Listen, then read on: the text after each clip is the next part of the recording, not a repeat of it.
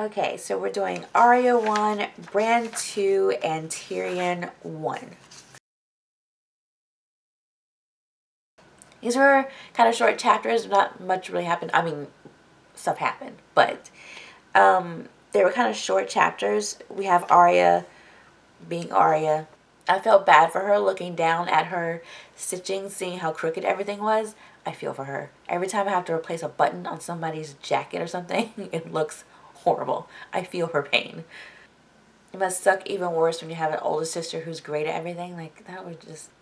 We have her description of her looking like Jon. They both look like Starks, and all the other kids look like Tullys, which made her think that she was, you know, a bastard too, but of course she's not. I was a little bit annoyed at the Septa, at Septa Mordain, because she was like yelling at Arya. She was running away like, you're disgracing your family in front of the princess. Like, you're not helping. Calm down. Arya leaves Needling, who went to go hang out with Jon. They see Ghost, who's larger than all the other wolves now.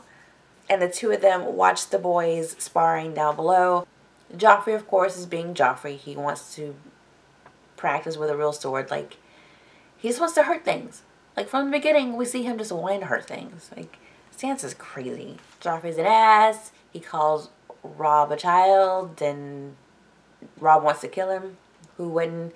Theon holds him back, which I'm very surprised about, but he is a ward of the house, so I'm surprised he didn't be like, go. Jon leaves, tells her she should probably go back to her room because he knows that Septa Mordain's probably waiting for her, and it's her and her mom. On to Bran. His chapter, again, like, not much happening until the end.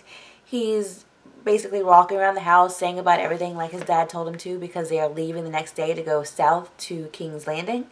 I like the chapter where he was talking about all the King's Guard. Jon said that Jaime shouldn't count as one anymore because he killed the last king. I didn't even think about that. But, you know, Robert named him one, so whatever.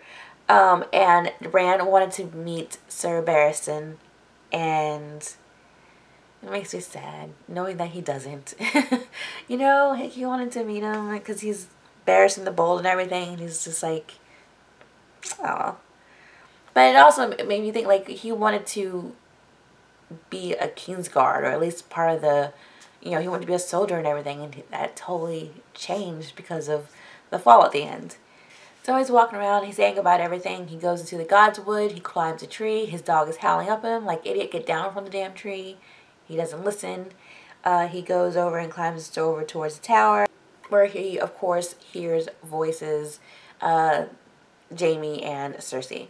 I thought it was nice in here that they pointed out again that Catelyn didn't like him climbing walls, and Ned was just like, well, I can't stop you. Just don't let your mom see you.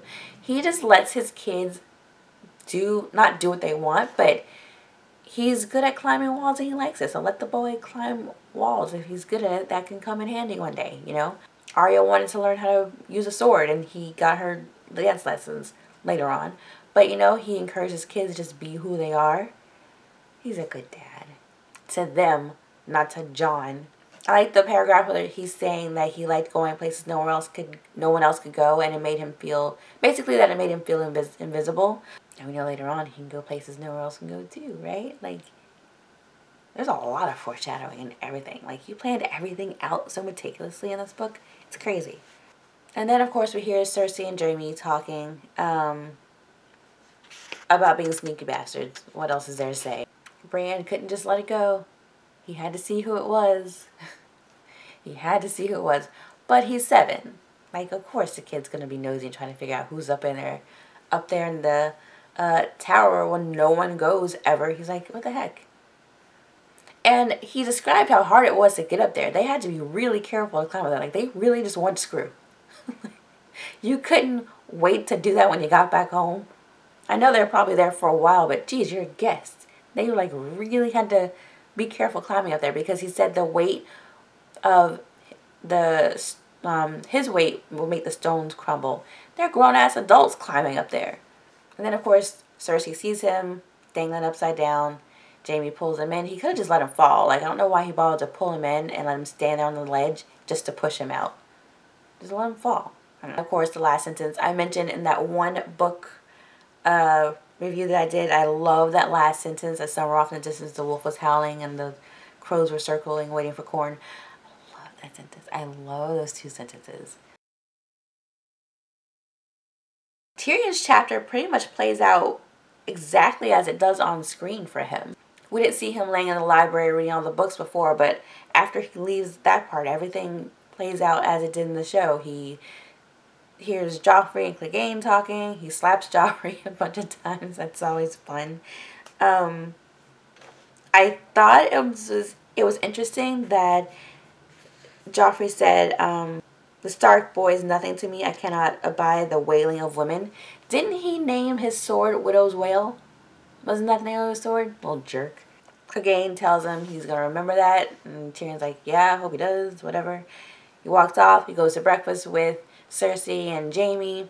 Again, like this whole part played out pretty much exactly as it does in the show, which is nice. Jaime does say, even if the boy does live, he will be a cripple, worse than a cripple, a grotesque. Give me a good, clean death. Is Jaime gonna have a good, clean death? Like I said, those 3 chapters were kind of like boom, boom, boom. It is almost just like they were in the show. They were nothing really added to it except for Arya. We did get the names of some of the girls who live in the castle. We got Jane Poole. Who else? Beth Castle, Sir Roderick's daughter. So the next chapters will be Jon 2, Daenerys 2, and Eddard 2 or 3? 2. Huh. So we're doing Jon, Daenerys, and Eddard. And that will be on Monday. If you are reading along, let me know. Like if you have never read the books before, or you're just listening to this, or if you are reading along with me, like for the first time, let me know. I'm just interested to know who's doing this for the first time, as opposed to people who have read this and are just getting like a review and listen to me ramble. Alright, that's it. I will see you later. Have a good weekend. Bye.